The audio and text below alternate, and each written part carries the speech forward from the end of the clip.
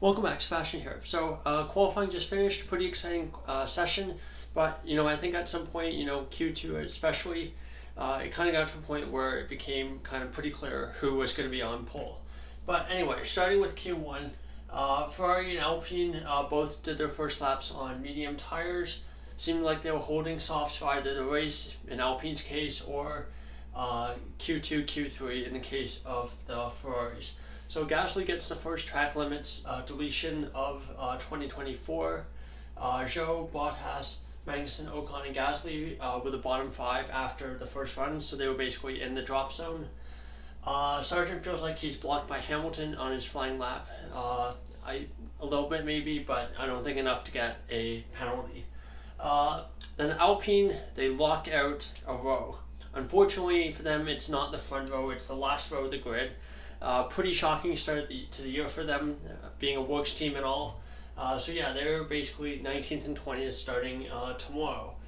Sargent also looked like he made some kind of mistake at turn 10 because he was much slower than his teammate Albon after being very close to that first run. So the five drivers knocked out of Q1 are Bottas, Zhou, Sargent, Ocon, and Gasly. Now into Q2 we go. Magnussen gets track limits on his first lap. Red Bull has a 1-2 after the first runs, and they're basically half a second clear of the rest of the field. Hülkenberg, Tsunoda, Ricciardo, Albon, Magnussen are the bottom five after the first runs. And Russell, there was announced, I think, in the gap between Q1 and Q2, but I just wrote it down here. Russell was under investigation for basically being too slow on his outlap, going beyond the max delta time that had been set. Of course, this is basically a new rule that's come in that they're trying to discourage or penalize drivers for driving too slowly on their outlap, creating these dangerous situations. Leclerc, and then the other thing was that Leclerc was complaining that cars were stopping in a pit lane. Apparently, this is something that they're not allowed to be doing, and that they have to just kind of go continuously through the pit lane and not try to create a gap stopping in the pit lane there. So that's another thing. So we'll see if anything comes of that. Anyway, your five drivers knocked out at Q2 were Tsunoda, Stroll, Albon, Ricciardo, and Magnussen. Tsunoda very, very close, I think 7 thousandths of a second there. The Mercedes left it very late, so they were actually in the knockout zone before their final runs, but they were able to get into Q3. Hülkenberg also in Q3, shout out to him. I think no one really expected that since expectations were so low for Haas this year. Now, in a Q3, some drivers were on soft to start, so they were a bit slower than they otherwise would be. So Verstappen sets the benchmark for his first lap, 1:29.421, and Leclerc was 0.059 behind, so very, very close. So it looked like it was all to play for going into the final run of qualifying of Q3.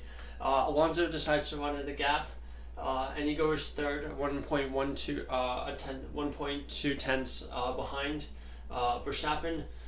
Final runs, Norris has a bit of a slow sector one, about 3 tenths off Verstappen's time, so he's basically out of the fight for pole. But the top 8, basically after everyone's first runs, were within 3 tenths of a second, so very, very close, which is great to see. And then of course Verstappen decided knowing that wasn't going to happen, and he sets his benchmark pole time a 1:29.179, drops it by about 2 tenths of a second from his first run. And no one was really able to get too close to that one.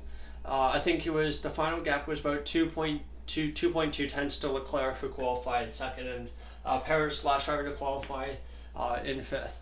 So taking a look at the grid for tomorrow's race, Verstappen starting on pole, Leclerc in the front row, same grid, basically same front row but in different order than 2022.